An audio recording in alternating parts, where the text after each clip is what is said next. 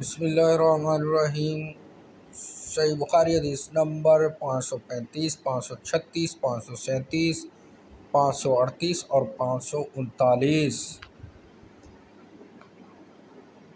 ان تمام احادیث کا مفہوم اور خلاصہ 536 میں بیان کرتا ہوں۔ حضرت ابو ہریرہ رضی اللہ عنہ سے روایت ہے، وہ نبی صلی اللہ علیہ وسلم سے بیان کرتے ہیں، آپ نے فرمایا جب گرمی زیادہ ہو تو نماز ظہر ٹھنڈے وقت میں پڑھا کرو، کیونکہ گرمی کی شدت جہنم کی بھاپ سے ہوتی ہے۔ 537 حضرت ابو ہریرہ رضی اللہ عنہ سے روایت ہے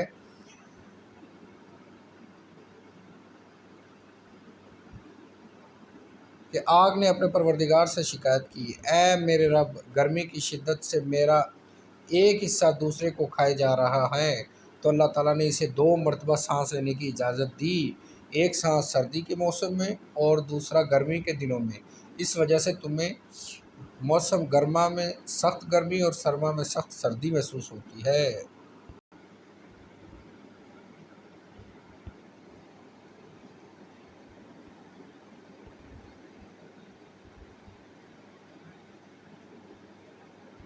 535، 536، 535، 536، 537، 538